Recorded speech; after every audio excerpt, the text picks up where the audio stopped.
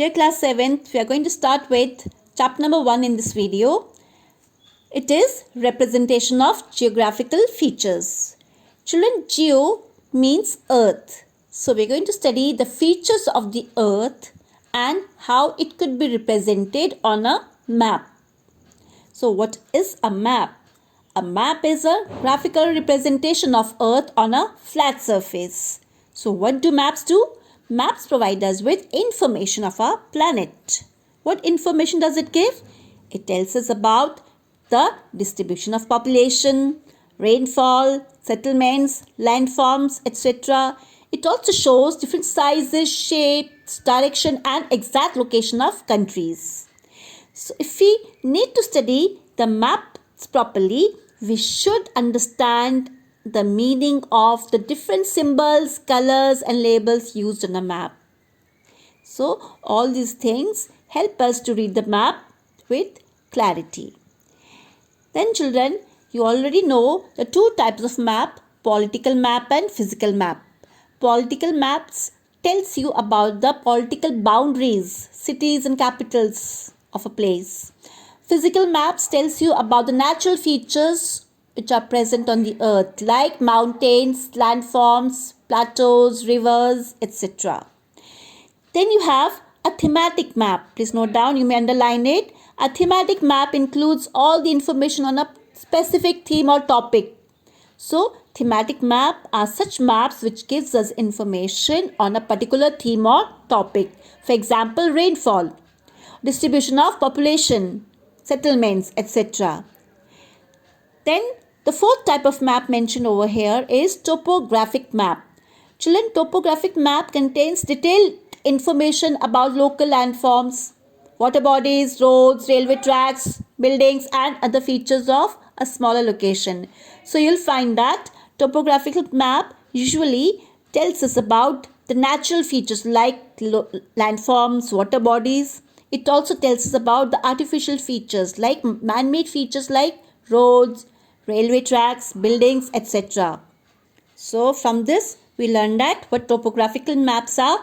Topographic maps gives us a detailed and accurate two-dimensional representation of natural and human-made features on the Earth's surface.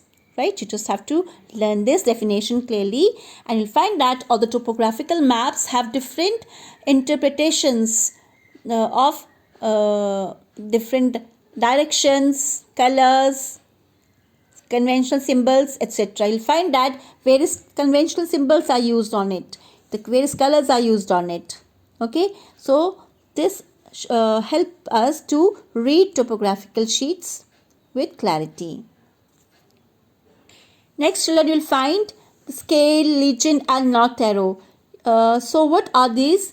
These are a topographic map has the same element as non-topographical map,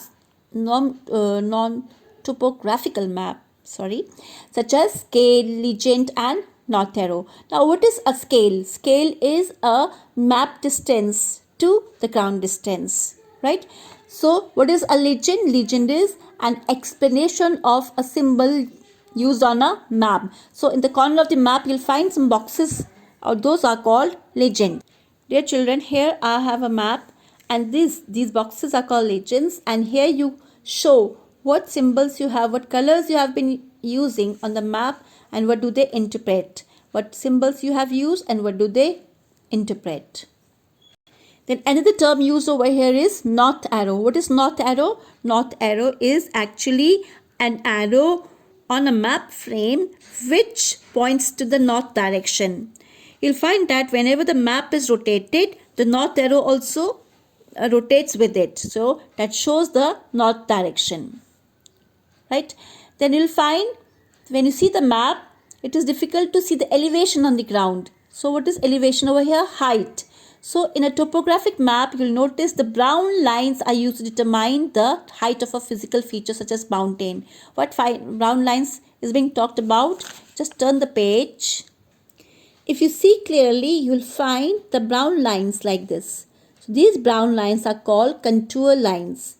They tell us the height of a place. You see the number written over here. This number tells you the height of a particular place. You'll find over here. right?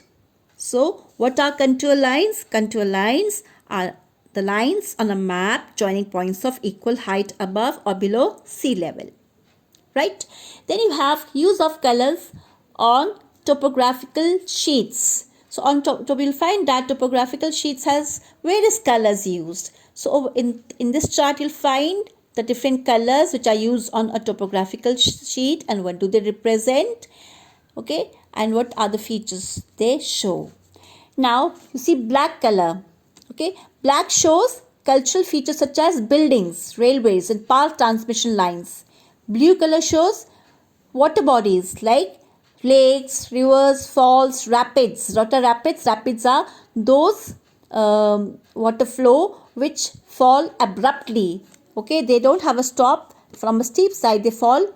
Suppose this is a edge of a land and the water falls abruptly. Okay, it's called a rapid. Swamps are wet and dry lands. Okay, marshes are marshes are also the areas which have the vegetation, the grasses as well as the wetland. Then we have green color. Green color indicates vegetation such as forests, wooded areas, orchards are fruit garden, vineyards are grapes garden, right? Where we have the climbers. Then brown color, as we spoke about over here with contour lines, these are used to denote most relief features like elevations, etc. Relief features, when we talk about relief features, we talk about mountains. When we talk about elevation refers to height of a place, right? Elevation means height. Then come to the red color. What do the red color represent? Red color represents man-made features like main roads, political boundaries, settlements, etc. And yellow color indicates all the cultivated areas. Now what is the meaning of cultivated areas? Cultivated areas are those areas where we can grow crops, the areas which are fertile enough to grow crops.